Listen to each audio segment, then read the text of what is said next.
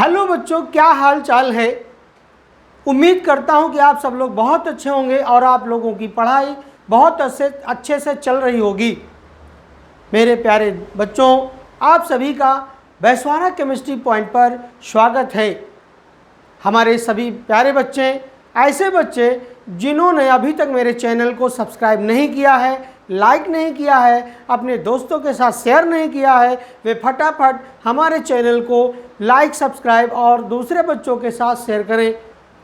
बच्चों, आज हम आपको कक्षा 12 के लिए जो नेक्स्ट लेक्चर है 12th यानी बिलियन चैप्टर में हम आपको जो है बिलियनों की सांद्रताएं व्यक्त करने की विधियों पर डिस्कशन करने चल रहे हैं। आपको अभी तक मैंने 3 लेक्चर इसमें दिए हैं, चौथे लेक्चर में हम आपको देने चल रहे हैं और विधिवत आपको ये समझाने का प्रयास करेंगे कि बिलियन की सांद्रता किसे कहते हैं, यानी सांद्रता जो है वो क्या है और सांद्रताओं को व्यक्त करने की क्या क्या विधियां हैं। तो हम आपको अच्छी तरह से बता दें, भली भांति आपको ये बताने का प्रयत्न करेंगे कि बिलियन की सांद्रता क्या। पहले तो ये आपको जानना है कि सांद्रता है क्या चीज़। तो अगर एकांक यानी यूनिट वॉल्यूम में, बिलियन के यूनिट यानी एकांक आयतन में विलेय पदार्थ की मात्रा को देखा जाए तो वह उसकी सांद्रता कहलाती है। परिभाषा कैसे देंगे? बिलियन के एकांक आयतन में उपस्थित विलेय पदार्थ की मात्रा को बिलियन की सांद्रता कहते हैं। सबसे बढ़िया जो है पढ़ने का जो तरीका है, परिभाषा क्या है? बिलियन के एकांक आयतन में, बिलियन के एकांक आयतन में उपस्थित विलेय पदार्थ की मात्रा को विलयन की सांद्रता कहते हैं। ये हो गई आपकी definition. The amount of solute present in unit The amount of solute present in unit volume of the solution is called concentration of the solution. Amount of solute present in unit volume of solution is called concentration of solution. ये इसकी definition है, आपको याद कर लेना है, ठीक है। उसके बाद ये डिफिनीशन जानने के बाद हम यही कंसंट्रेशन का मेथड जानना चाहते हैं। कितने मेथड से हम रिप्रेजेंट कर सकते हैं, अलग अलग मेथड है। तो यूनिट वॉल्यूम जो अलग अलग होगा, 100 ml हो सकता है, 100 ग्राम हो सकता है, 1 लीटर हो सकता है, 1 किलोग्राम हो सकता है, कुछ भी संभव है। तो इसे हमारे केमिस्ट्री में फिजिकल यूनिट में और केमिकल यूनिट में क्लासीफाई किया गया है। तो मैं आपको इसको नोट कर लीजिएगा, मैं आपको ये बताने चल रहा हूँ कि फिजिकल यूनिट और केमिकल यूनिट में किस तरह से इसको रिप्रेजेंट किया जाता है। पहला, भौतिक यूनिट में यानी फिजिकल यूनिट में पहला है भार प्रतिशतता। भार प्रतिशतता, इसको वेट परसेंटेज कहते हैं, ठीक है। इसको क्या कहते हैं? Wait percentage. Wait percentage. दूसरा हमारे पास है आयतन प्रतिशतता। आयतन प्रतिशतता, इसको कहते हैं वॉल्यूम परसेंटेज। इसको कहते हैं वॉल्यूम परसेंटेज। तीसरा हमारे पास है भार आयतन प्रतिशतता। भार आयतन प्रतिशतता, इसको वेट वॉल्यूम परसेंटेज कहते हैं। Weight volume percentage.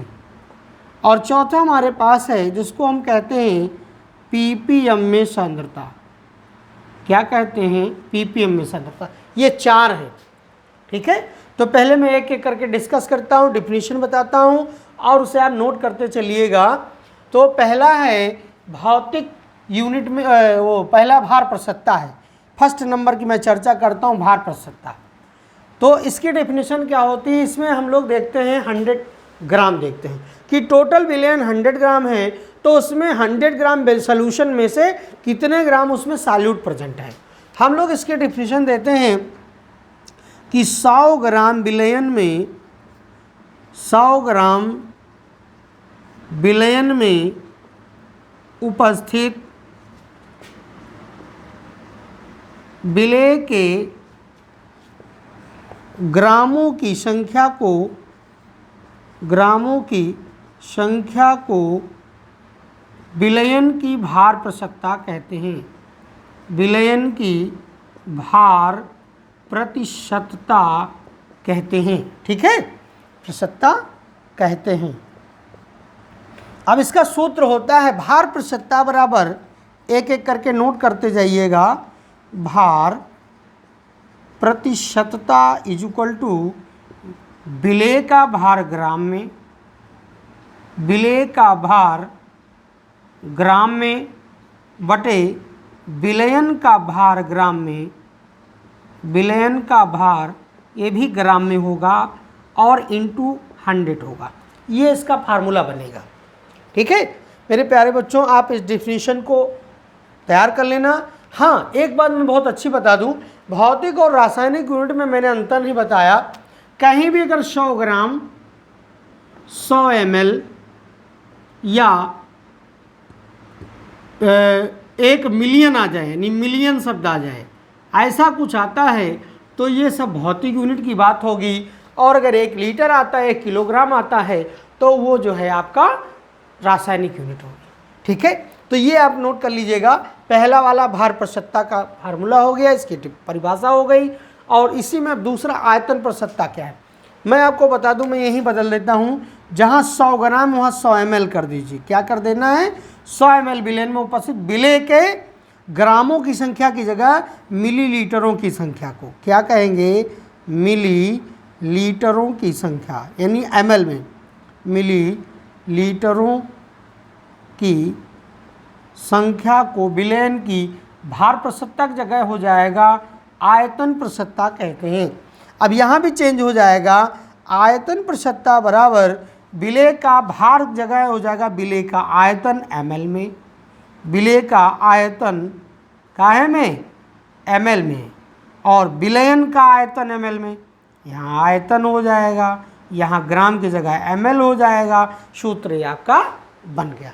तो ये भी परिभाषा आप रख लेना, 100 ml विलयन में उपस्थित विलेय के मिलीलीटरों की संख्या को विलयन की आयतन प्रतिशतता कहते हैं। और ये आपका फार्मूला हो जाएगा, इसे आप नोट कर लीजिएगा। अब तीसरा आता है हमारे पास भार आयतन। क्या आता है, भार आयतन प्रतिशतता। तो भार आयतन का मतलब है कि विलयन ml में है, लेकिन उसमें विलेय पदार्थ भार में घोला गया है। तो यहाँ डिफिनेशन चेंज हो जाएगी, 100 ml विलयन में उपस्थित विलेय के ग्रामों की संख्या, यहाँ पे चेंज कर देंगे और यहाँ लिख देंगे ग्रामों की संख्या को विलयन की भार आयतन, यहाँ 2 चीज़ें जुड़ जाएंगी। क्या जुड़ जाएगी, भार आयतन, ये दोनों शब्द, भार आयतन प्रतिशतता यहाँ जुड़ जाएगा, प्रतिशतता कहते हैं। अब इसका सूत्र क्या होता है, सूत्र किताबों में नहीं दिया है, लेकिन आप निकाल सकते हैं। यहाँ भार आयतन प्रतिशतता बराबर विलेय का भार ग्राम में, विलेय का भार ग्राम में बटे विलयन का आयतन ml में गुणे 100, ठीक है। इस तरह से तीसरा हो गया भार आयतन प्रतिशतता। तो 100 ml विलयन में उपस्थित विलेय के ग्रामों की संख्या को विलयन की भार आयतन प्रतिशतता कहते हैं। चौथा हमारे पास है, इसको कहते हैं ppm में सांद्रता। और ppm में सांद्रता को भी आपको समझना है, बहुत इजी है, कुछ नहीं है। अब इसको मैं पूरा साफ करके और आपको बताता हूँ। चौथा वाला ppm का फुल फॉर्म पहले तो ये जानो, इसको कहते हैं पार्ट्स पर मिलियन, पार्ट्स पर मिलियन, ठीक है।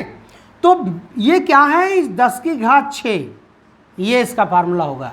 10 की घात 6 का मतलब 1 2 3 4 5 6, इकाई दहाई सैकड़ा हज़ार 10,000 लाख, यानी 10 लाख।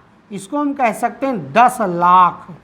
कितना लिखा है, 10 लाख को जो नेशनल स्तर पर, इंटरनेशनल स्तर पर है, उसे हम 1 मिलियन कहते हैं। तो इसीलिए परिभाषा बनी है, बिलियन के 1 मिलियन में उपस्थित विलेय के ग्रामों की संख्या को, या विलेय के मिलीलीटरों की संख्या को, या विलेय के मोलों की संख्या को क्या कहते हैं? बिलियन की पीपीएम में सांद्रता कहते। मैंने तीनों को जोड़ दिया। दरअसल पीपीएम में सांद्रताएं 3 प्रकार से बताई गई हैं, या तो बिलियन विलेय को ग्राम में लिया गया होगा, या बिलियन विलेय को मिलीलीटर में लिया गया होगा, या बिलियन और विलेय दोनों को मोल में लिया गया होगा। तो सूत्र 3 बनते हैं। परिभाषा में एक देता हूं और एक ही परिभाषा से आप सीख सकते हैं, ठीक है।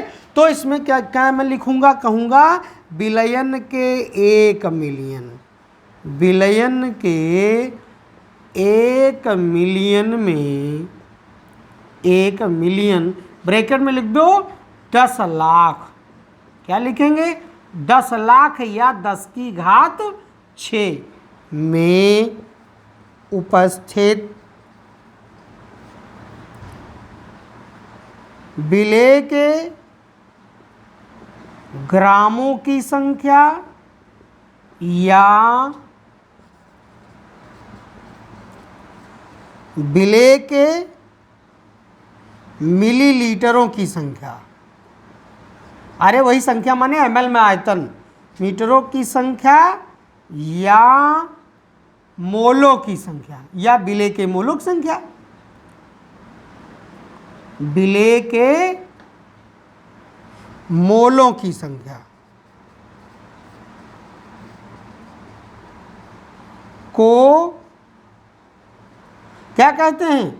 विलयन की पीपीएम में सांद्रता कहते हैं। विलयन की पीपीएम में सांद्रता कहते हैं। ये ठीक है। इस परिभाषा के अनुसार, इस परिभाषा को पहले याद करना है, इसे तुम्हें रट लेना है। मेरे प्यारे बच्चों, आप लोगों को घबराने की ज़रूरत नहीं है। सबसे पहला काम है कि जो डिफिनीशंस है उसे याद कर लेना है। अब जैसे याद हो जाएगा तो समझ में भी आ जाएगा कि कितने अमाउंट में कितना क्या है, ये सब समझ में आ जाएगा। बिल्कुल नहीं घबराना है आपको। तो ये तो याद हो गया होगा। हम आपको इसी में बता दें, डिफिनीशन लिखने के बाद सूत्र, 3 सूत्र हैं, इसे आप नोट कर लीजिए, स्क्रीनशॉट ले लीजिए। अब मैं सूत्र लिखने चल रहा हूँ, इसे हटा रहा हूँ।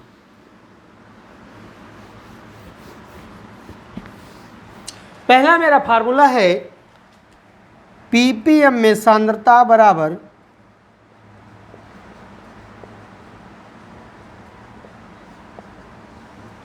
लाइन खींच दीजिए और क्या लिखेंगे? विलेय का भार ग्राम में बटे विलयन का भार ग्राम में गुणे 10 की घात 6। अब हो गया मिलियन, बन गया मिलियन, ठीक है। बिलियन के 1 मिलियन में हो गया। दूसरा सेकंड फार्मूला, पीपीएम में सांद्रता बराबर, लाइन खींच दीजिए और यहाँ पे सूत्र में लिखिए, इंक कम हो गई है, विलेय का आयतन ml में, काहे में है? ml में, बटे विलयन का आयतन ml में। विलयन का आयतन किस में है? ml में, गुणे 10 की घात 6। तीसरा सूत्र है हमारे पास, पीपीएम में सांद्रता बराबर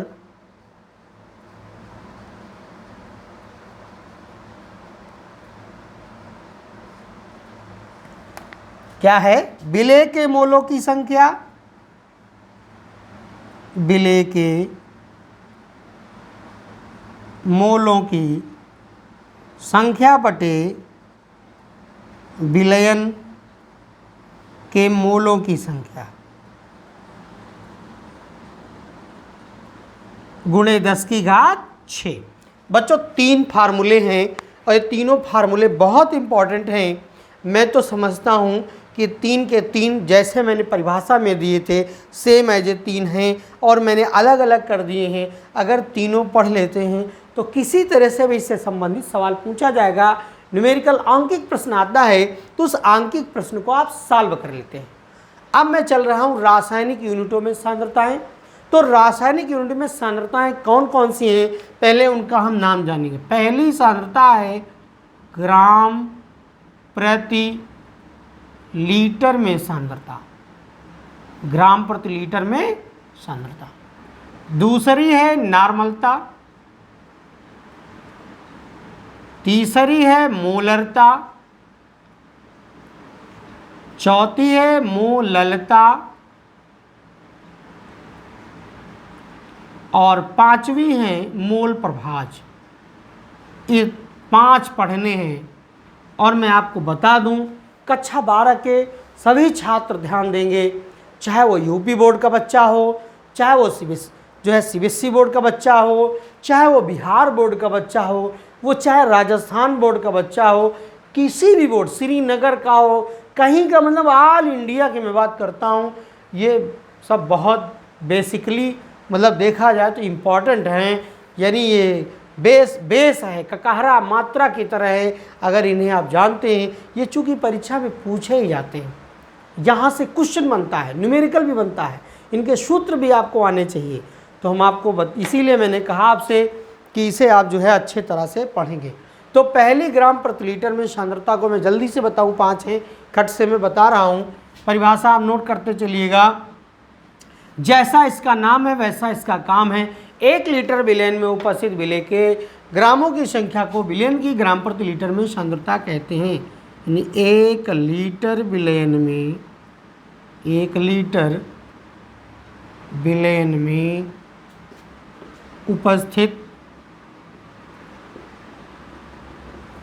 विलय के ग्रामों की संख्या को विलयन की ग्राम प्रति लीटर में चाहे प्रति लिखो चाहे आप निशान लगाओ, में सांद्रता कहते हैं। बस सीधा सा फार्मूला। अब इस तरह भी लिख सकते हो, पर लीटर में सांद्रता बराबर विलय का भार ग्राम में काय में है बच्चों, ग्राम में, बटे विलयन का आयतन लीटर में। विलयन का आयतन अगर एमएल में दिया हुआ है तो उसे आप लीटर में कन्वर्ट कर लेंगे। घबराना नहीं है, आपको लीटर में कन्वर्ट कर लेना है ताकि आप जो है सही तरीके से इसे सूत्र लिख सकें या जो आंकिक प्रश्न है उसका सही उत्तर निकल सके। ऐसा ना हो कि आप जो है कहीं लीटर की जगह एमएल यूज कर लें, फिर कहें कि पता नहीं क्या कारण है कि मेरा उत्तर सही नहीं आ रहा है। तो उत्तर सही नहीं आएगा इसलिए कि आप सूत्र के अकॉर्डिंग, यानी जो लिखना चाहिए था वो आपने लिखा नहीं है, आपको दिक्कत होगी और आप परेशान होंगे।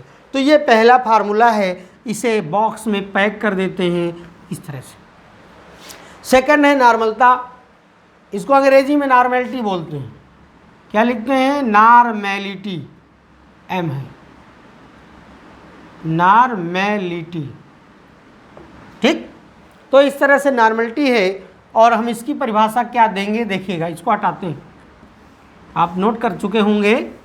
और नॉर्मलता क्या है? 1 लीटर विलयन में उपस्थित विलय के ग्राम तुल्यांकों की संख्या को विलयन की नॉर्मलता कहते हैं। ये सेकंड वाला मैं पढ़ा रहा हूँ, नंबर 2। 1 लीटर विलयन में, 1 लीटर विलयन में उपस्थित विलय के ग्राम तुल्यांकों। अब ये तो समझ रहे होंगे, कक्षा 11 का कोर्स है। जहाँ तक मैंने पढ़ाया है अपने बच्चों को, जो भी मुझसे पढ़े हैं, ये ग्राम तुल्यांक वगैरह निकालना बहुत भली भांति जानते, कुछ नहीं है। ठीक है, यानी कोई भी पदार्थ अपने तुल्यांकी भार के बराबर है तो 1 ग्राम तुल्यांक है। अगर उसका तुल्यांकी भार 2 है तो वो 2 ग्राम तुल्यांक है। अगर तुल्यांकी भार 3 है तो तुल्यांकी यानी वो 3 गुना है ना। तो जितना तुल्यांकी भार निकलता है, मान लो किसी का तुल्यांकी भार 40 आता है और हम 40 ग्राम तौल लें तो 1 ग्राम तुल्यांक है, 1 ग्राम तुल्यांक। ठीक है, तो अगर तुल्यांकी भार 40 है तो 1 ग्राम तुल्यांक है, और अगर इस 40 ग्राम यानी 40 तुल्यांकी भार 40 है, ठीक, और जस्ट उसका वजन दुगुना 80 ग्राम पदार्थ रखा हो तो 2 ग्राम तुल्यांक। कितना है? 2 ग्राम तुल्यांक हो जाएगा। इस तरह से है, इसको किसी समय मैं किसी लेक्चर में और एक्स्ट्रा बता दूंगा तो और क्लियर हो जाएगा। तो इस तरह से मैं इसमें परिभाषा लिख रहा हूँ, समझने का प्रयास करें कि 1 लीटर विलेन में उपस्थित विलेय के ग्राम तुल्यांकों की संख्या को विलयन की नॉर्मलता कहते हैं। विलयन की नॉर्मलता, विलयन की नॉर्मलता कहते हैं। ठीक, नॉर्मलता कहते हैं। अच्छा, माँ में ही लगेगा उड़न खटोला, हमने भी वहाँ। ठीक, ये सब। तो नॉर्मलता बराबर क्या हो जाएगा?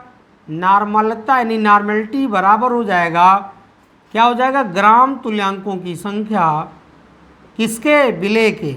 ग्राम तुल्यांकों की संख्या बटे विलयन का आयतन लीटर में। विलयन का आयतन काहे में बच्चों?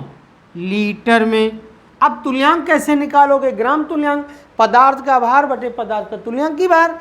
तो सूत्र लगा देते हैं, क्या लिखेंगे? विलेय पदार्थ का भार, यहाँ समझ लीजिएगा, विलेय पदार्थ का भार काहे में बच्चों? ग्राम में, बटे क्या होगा? तुल्यांकी भार। किसका? विलेय पदार्थ का तुल्यांकी भार, और गुणे विलयन का आयतन। विलयन का आयतन, ध्यान रहे ये आयतन लीटर में है। काहे में? लीटर में। तो बच्चों यहाँ तो सूत्र एक बदल जाएगा। क्या बदल जाएगा? नॉर्मलता गुणे, अब देखो भार बटे आयतन लीटर में, ग्राम प्रति लीटर में था ना, तो ये चला जाएगा ऊपर, यानी नॉर्मलता बराबर एक सूत्र बनेगा, नॉर्मलता बराबर ग्राम प्रति लीटर में सांद्रता, प्रति लीटर में सांद्रता बटे, और फिर क्या नीचे लिखा? तुल्यांकी भार। क्या लिखा? तुल्यांकी भार। तो ग्राम प्रति लीटर में सांद्रता बराबर नॉर्मलता गुणे तुल्यांकी भार का सूत्र बनेगा। यहाँ एक नया फार्मूला मिल गया, क्या? ग्राम प्रति लीटर में सांद्रता बराबर नॉर्मलता गुणे तुल्यांकी भार। ठीक है, तो एक सूत्र ये याद कर लेना। अब यहीं पे बात आती मोलरता की, मैं यहीं से निकाल देता हूँ। तो मोलरता क्या है? 1 लीटर, देखो नंबर 3 की बात कर रहा हूँ, नंबर 3 की बात कर रहा हूँ, इस पे आ गया हूँ। है क्या चीज़? मोलरता। 1 लीटर विलेन में उपस्थित विलेय के ग्रामों, विलेय के मोलों की संख्या। ग्राम तुल्यांक की जगह क्या हो जाएगा? मोलों की संख्या। ठीक, मोलों की संख्या को विलयन की मोलरता कहते हैं। अभी देखो इसमें भी एक नया फार्मूला बनेगा, मोलरता कहते हैं। तो यहाँ सूत्र बन जाएगा मोलरता बराबर, यहाँ बना देंगे मोलरता बराबर, तो यहाँ ग्राम तुल्यांकों की संख्या, यहाँ हो जाएगा मोलों की संख्या। किसके? विलेय के मोलों की संख्या बटे सब कुछ यही हो जाएगा।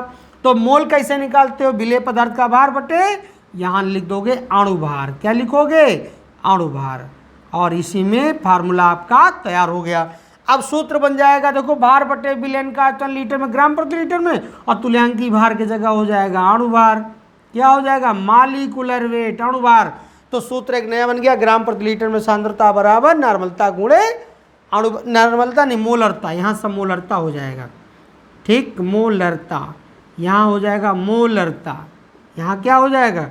तो 2 फार्मूले हमको दिखाई दिए। अभी इसके पहले वाले में, नॉर्मलता वाले में निकाला है कि ग्राम प्रति लीटर में सांद्रता बराबर नॉर्मलता गुणे तुल्यांकी भार, और मोलरता वाले में निकल के आया ग्राम प्रति लीटर में सांद्रता बराबर मोलरता गुणे अणु भार। 2 सूत्र हो गए, जरा देखिएगा।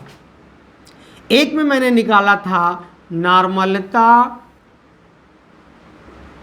गुणे तुल्यांकी भार, ये ग्राम प्रति लीटर में सांद्रता, और बराबर फिर ग्राम प्रति लीटर में सांद्रता में निकला है मोलरता गुणे अणुभार, मोलरता गुणे अणुभार, ये एक फार्मूला हमको निकला है। ठीक है, तो नॉर्मलता बटे मोलरता, अणुभार बटे तुल्यांकी भार। ठीक, इसको इधर ले आओ, इसको इधर ले जाओ, तो ये हो जाएगा नॉर्मलता, नॉर्मलता बटे मोलरता बराबर अणुभार बटे तुल्यांकी भार, अणुभार बटे तुल्यांकी भार। और ये बेटा होती है भास्मिकता। क्या होती है? भास्मिकता, बेसिसिटी इसको कहते हैं, बेसिसिटी, ये है भास्मिकता। एक देखो नया, दोनों को मिला के एक नया सूत्र बन गया। अब हम लोग तीसरे की तरफ बढ़ते हैं। किसकी तरफ बढ़ते हैं? मोलरता की तरफ बढ़ते हैं। सारा काम आप नोट कर लीजिएगा, पढ़ने का प्रयास करिएगा। जहाँ समस्या हो कमेंट करके पूछेंगे तो मैं दोबारा बता दूंगा। और लेकिन ध्यान रहे, पढ़ना है आपको। अगर आप पढ़ेंगे नहीं तो नहीं समझ सकते हैं, क्योंकि ये बहुत बेहतर जो है समझने का टॉपिक है, अच्छे से समझने वाला टॉपिक है। बिना समझे काम नहीं चलेगा। तो मेरे प्यारे बच्चों, इसे नोट कर लीजिएगा। मैं अगली अपनी बात करता हूँ। अब मैं पहुंच रहा हूं मोललता और मोल प्रभाज की ओर। तो मोललता क्या है? इसको कहते हैं मोलैलिटी, मोललता, या इसको अंग्रेजी में कहते हैं मोलैलिटी कहते हैं। ठीक, तो मोलैलिटी क्या है इसकी भी परिभाषा देखो। मोलरता, ये सब 1 लीटर वाली बात, यहाँ किलोग्राम की बात। 1 किलोग्राम विलायक में उपस्थित विलेय के मोलों की संख्या को विलयन की मोललता कहते हैं। क्या लिखेंगे? 1 kg 1 किलोग्राम विलायक में उपस्थित विलेय के मोलों की संख्या को, विलेय के मोलों की संख्या को